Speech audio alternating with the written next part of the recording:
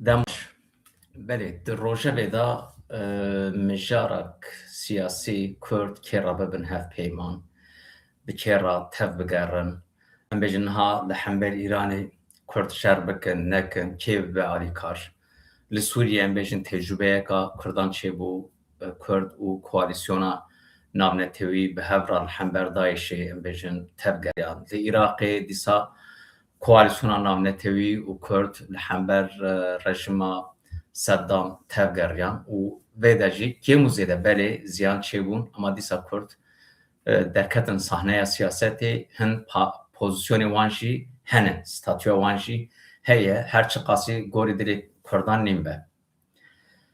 Lê devletên herêmê jî bi taybetî em bêjin wek demografî wek civak em bêjin Kurd bi Farisan ra em bêjin têkildarin, bi Tirkan ra û bi Eraban ra têkildarin. Bi nevê çanda wan, kultura wan, siyaseta wan, bazirganiya wan, aboriya wan û ya wan û Kurdan bi hev ra di nav hev de ye. Carna hin tiştê erênî jî henin, tiştê neyînî jî henin, tiştê wiha diqewmin. Lê mixabin hêra siyasî va nêzîkdayîna van civatên serdest ji bo Kurda ne baş e.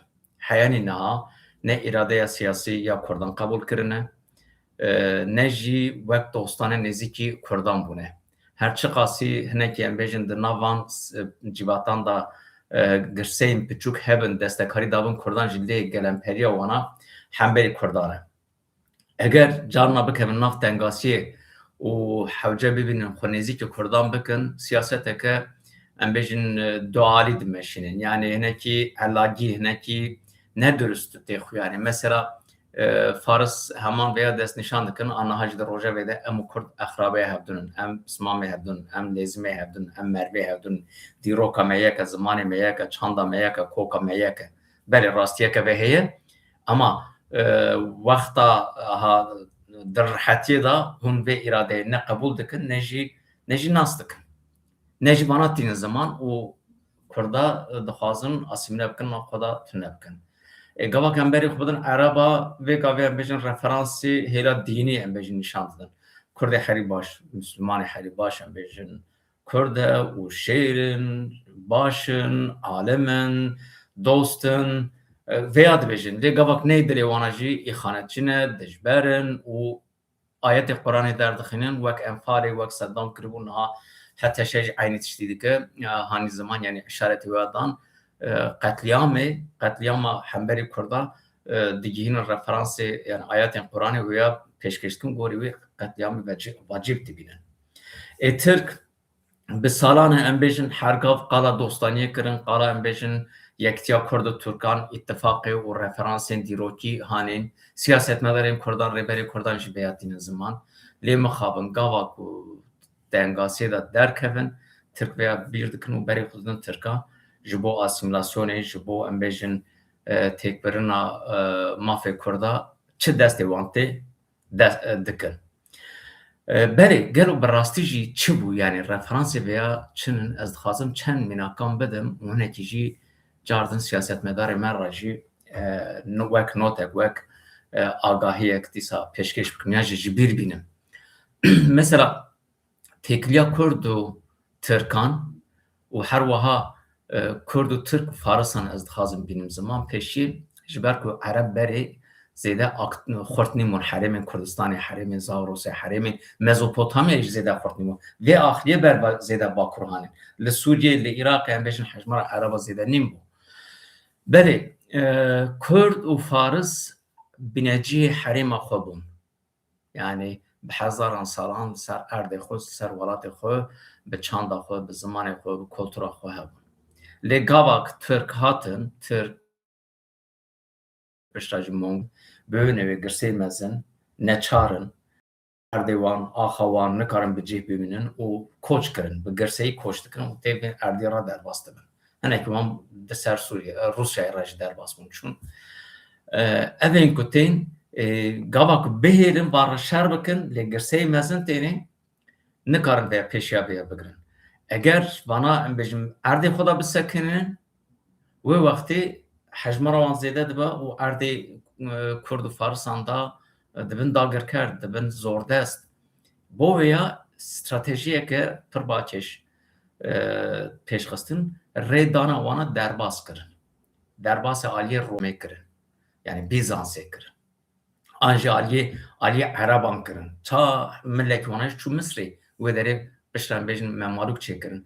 û her wiha dîsa Tirk gava ku ev girseyên Tirkan Turaniyan em bibêjin baştir e girseyên Turaniyan dihatin belê hêla dînî va jî zêde xurtin peyderpey em hinekî wan diketin nav İslamiyetê lê civata İslamî evana piranî wek leşkerê xwe bi kar dihanîn.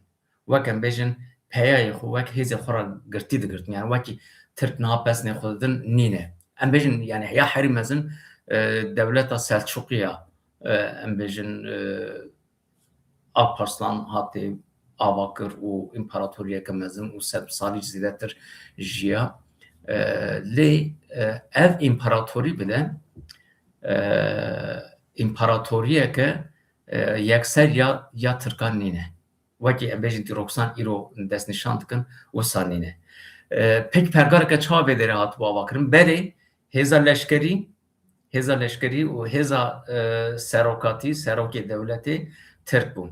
Lê rêveberiya wê ya, wezareta wê, îdareya wê ya, bürokrasiya wê ya, zimanê wê ya, çanda wê ya, qanûnê wê ya hemû di destê Kurd û Farisan de bû. Ji xwe nizamê milk yani binesaziya dewletê pêşî wêya danî û bi navê nizamê milk em bêjin milkê nizamê milk wî avayî em bêjin qanûnên berfireh yê dewletbûyînê danîne.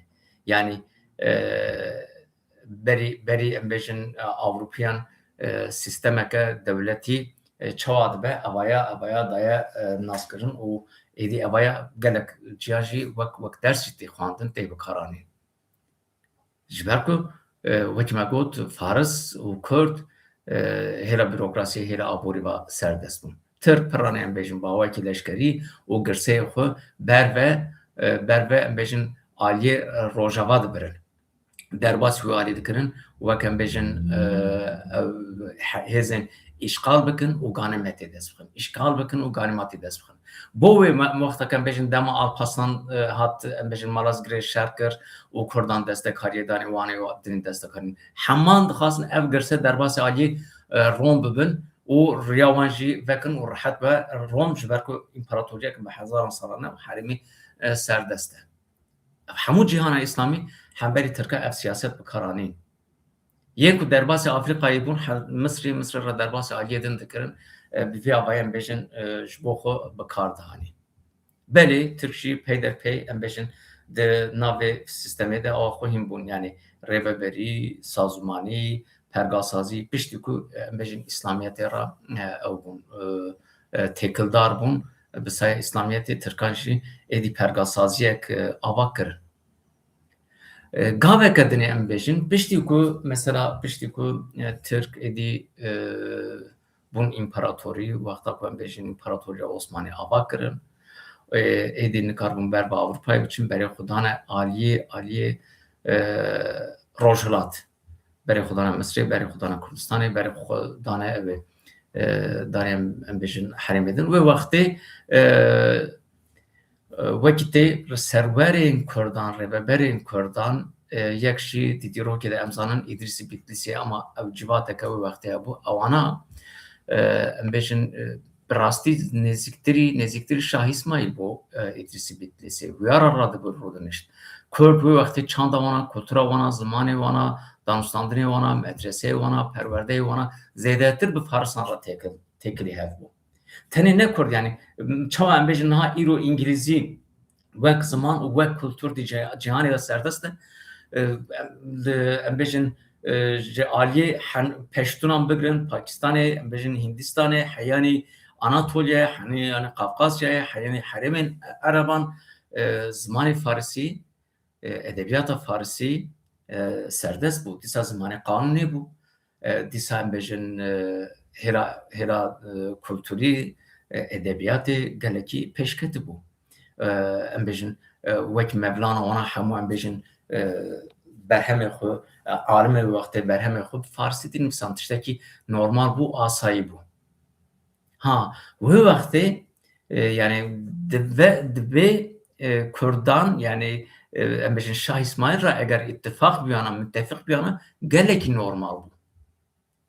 Ama İdrîsî Bedlîsî û hevalê wî bereva ji wê bi Tirkan re stratejiyek pêşxistin. Çima stratejiyek pêşxistin? Em niha îro yani gorî şert û mercî îro em dixwînin. Ne yekser gorî şert û mercî wê wextê. Eger Kurd bi Farisan re têkilê hev biyana dewam bikirana, îro nasnameya Kurdan ev qasî ji Farisan cuda nedibû, ev qasî xweser nedibû, ev qasî Kurdayetî û Kurdawarîtî pêş nediket. Çünkü ev nêzîktayiya Farsî û Kurdî ya di nav hev da hêra zimanî ve hêra çandî, hêra dîrokî, hêra qewmî dibû sebeb ku Kurd bihelin. Ama gavak te berê xwe da hevpêmaniya Osmaniyan, Osmanî milletekî biyanî ye. Tirkin, Romin nikarin te bihelînin. Tu hergav dikarî wê derê hebûna xwe biparêzî. Bi rastî jî wisa ye Osmanî nikar müdaxilê Kurdistanê biya. Yani çima nikarin dixwe? Ew demografî ew şênî wî tune, milletê Tirk tune bû. Yani ji xwe yek ji giranî nedide Tirka Osmanî. Tiştekî derdê wan Tirka jî nîm bû. Tirk jî tune tenê wê herêmê em bêjin Kurd hebûn, Êrmen hebûn. Yani civatên serek heb. Êdinê hebûyan jî em bêjin Hindikayî bûn. Pişta Kurdên ke em bêjin Kurd, wê wextê bawermendiya Sunniya jî di nav Kurdan da zêdetir bû. Zêdetî hêla bawermendî di nav Kurdan da. Êzdeyetî xurt bû, civaka şêniyê êzdî xurt bû û yek jî em bêjin nav Kurdan da Xristiyan jî hebûn. Pişta wana êdî nav Ermeniyan da man asîmile bûn, wek Ermenî didin nas kirin. Yani hemû Ermenî tenê ew nîn yani em bêjin navanda Kurd jî hene.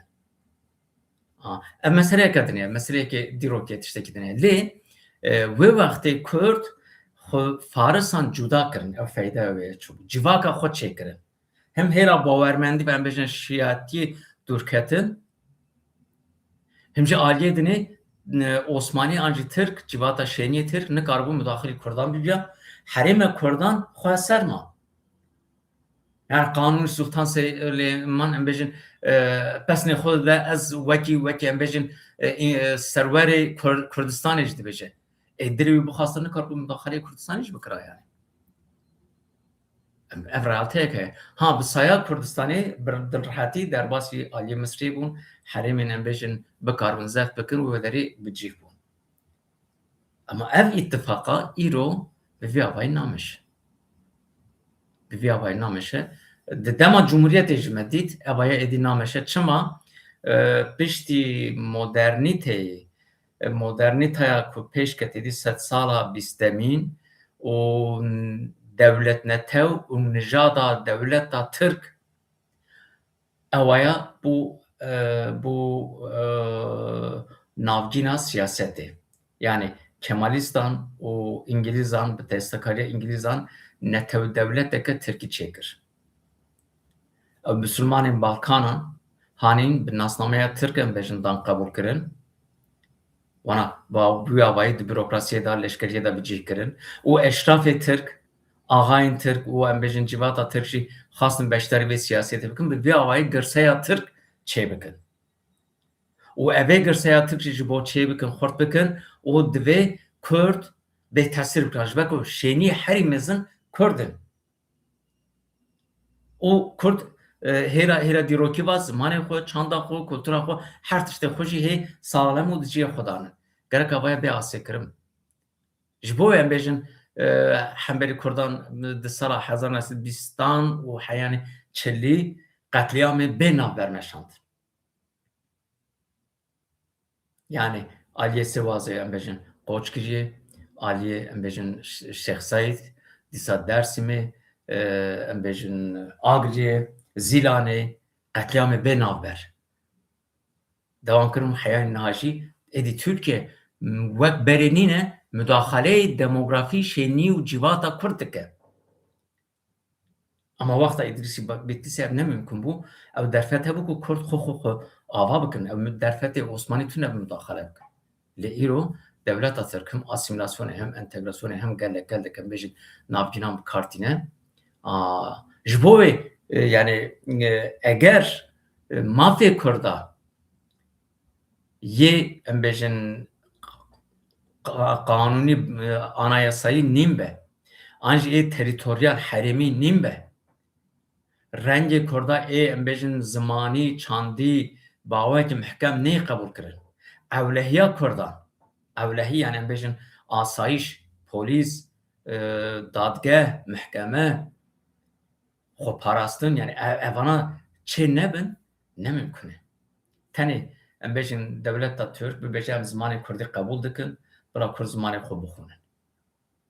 Vê jî qebûl nake yani gereka destpêkê heyenî unîversîteyê, heyenî zanîngehê.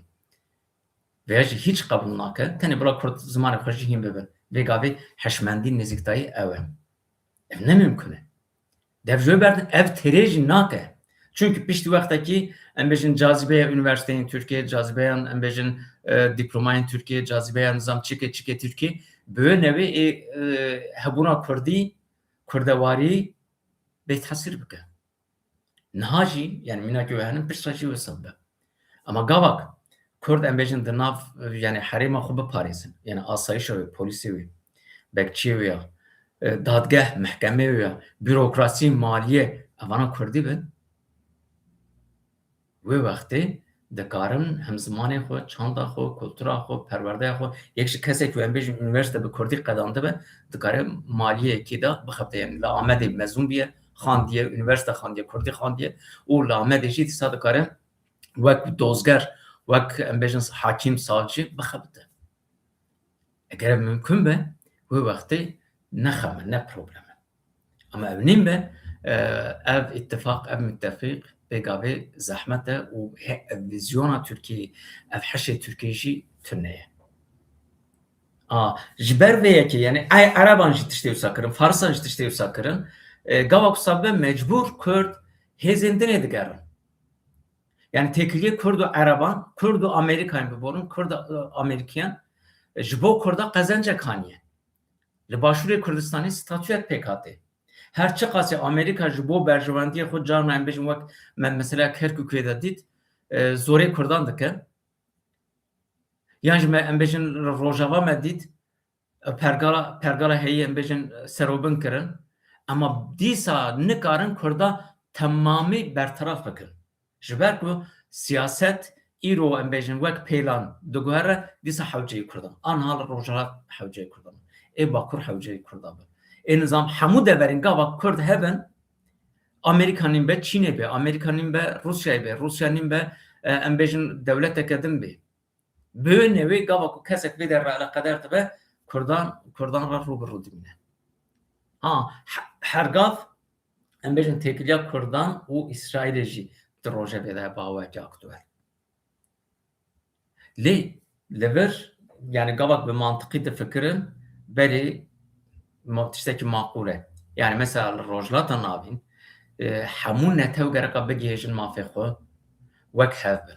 Çawa Ereb em bêjin dewletê wan hebin, çawa Faris dewletê wan hebin, çawa Azerî dewletê wan hebin, çawa Tirk dewletê wan hebin, ji bo Kurda jî ev heq e.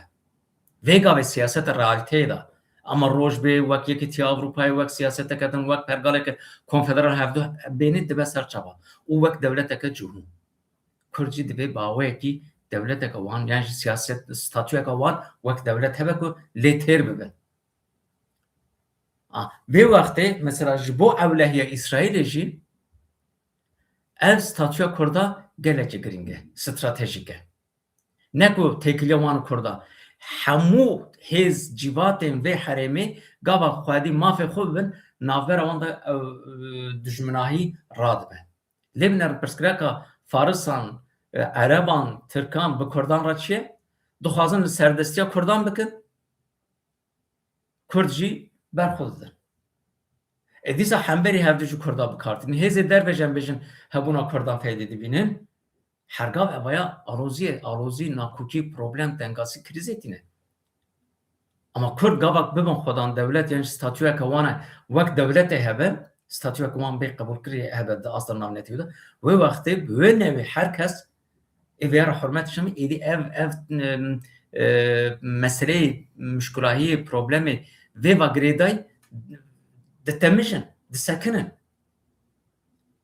Yani îro ev dewletan eger bixwazin, dewletê herêmî bixwazin pirsgirêka yani pirsgirêkê xwe navxwî çareser bikin, divê gireka îradeya Kurda qebûl bikin.